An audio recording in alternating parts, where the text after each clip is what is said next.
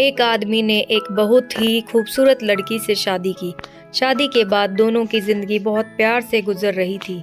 वह उसे बहुत चाहता था और उसकी खूबसूरती की हमेशा तारीफ किया करता था।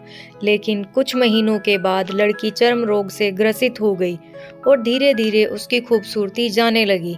खुद को इस तरह देख उसके मन में डर समाने लगा कि यदि वह बदसूरत हो गई तो उसका पति उससे नफरत करने लगेगा और उसकी नफरत बर्दाश्त नहीं कर पाएगी। इस बीच एक दिन पति को किसी काम से शहर से बाहर जाना पड़ा। काम खत्म कर जब वह घर वापस लौट रहा था, उसका एक्सीडेंट हो गया। एक्सीडेंट में उसने अपनी दोनों आंखें खो दी, लेकिन इसके बावजूद भी उन दोनों की जिंदगी सामान्य तरीके से आगे बढ़ती रही। समय गुजरता रहा और अपने चर्म रोग के कारण लड़की ने अपनी खूबसूरती पूरी तरह गंवा दी। वह बदसूरत हो गई, लेकिन अंधे पति को इस बारे में कुछ भी पता नहीं था, इसलिए इसका उनके खुशहाल विवाहित जीवन पर कोई प्रभाव नहीं पड़ा। वह उसे उसी तरह प्यार करता रहा। एक दिन उस लड़की की मौत हो गई।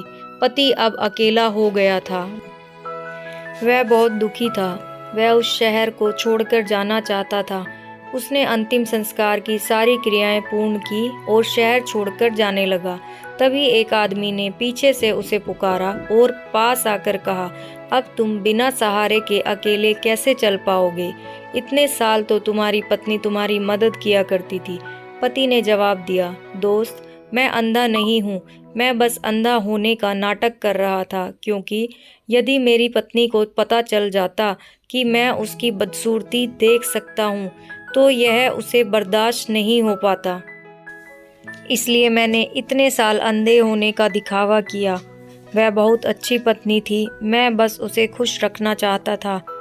इस कहानी से हमें सीख मिलती है, खुश रहने के लिए हमें भी एक दूसरे की कमियों के प्रति आंखें बंद कर लेनी चाहिए और उन कमियों को नज़रअंदाज कर देना चाहिए, तभी हम खुश रह पाएंगे।